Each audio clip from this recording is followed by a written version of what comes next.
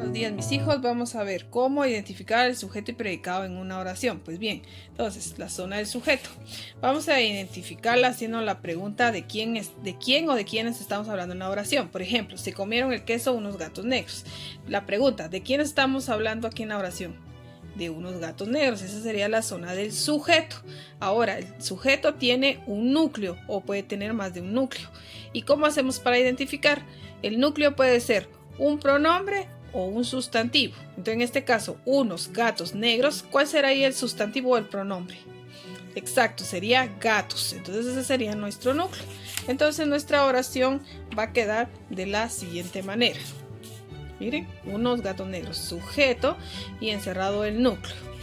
Pues bien, tenemos otra oración. Si decimos, los niños comieron uvas, la pregunta es, ¿quiénes comieron uvas?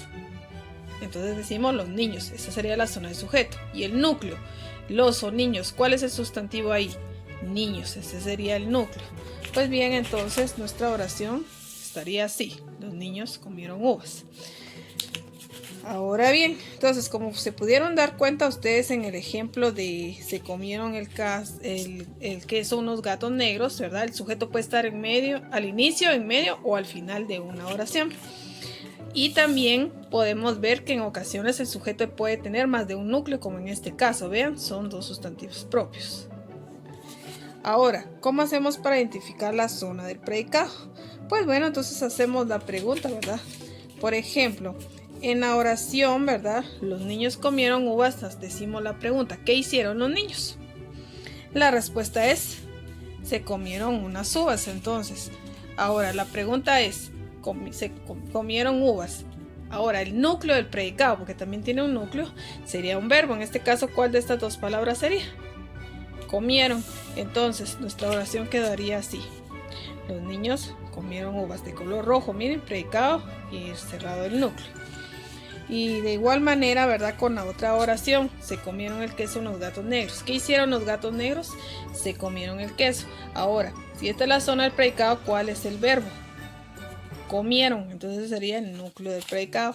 Entonces así quedaría ya subrayado, ¿ve?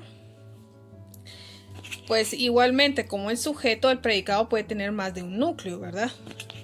Ahora vamos a ver que una oración puede tener dos clases de sujeto. El sujeto explícito es el que va a aparecer en la oración, como por ejemplo estas oraciones, ¿verdad? Vemos que en ambas oraciones aparecen los sujetos. Por ejemplo, acá, ¿quiénes comieron las uvas? Los niños. Acá, ¿quiénes se comieron el queso? Unos gatos negros. Entonces el sujeto aparece, por eso se le llama sujeto explícito. Ahora, el otro tipo es sujeto tácito. ¿Cuál es el sujeto tácito? Es el que no aparece en la oración, pero se sobreentiende. A ver, veamos este ejemplo. Bailaron y cantaron todo el día. Ahora la pregunta es, ¿quiénes bailaron y cantaron todo el día? Entonces, no aparece directamente el sujeto, pero hacemos la pregunta, ¿quiénes bailaron y cantaron todo el día? Respondemos, ellos o ellas. Entonces, el verbo nos está dando a entender, los verbos en este caso, nos están dando a entender que el sujeto, aunque no aparezca ahí, es ellos o ellas. Pues bien, entonces veamos otra oración con sujeto tácito. Veamos aquí, compraremos unas flores. ¿Quiénes comprarán unas flores? Esa sería la pregunta, porque no aparece ahí el sujeto.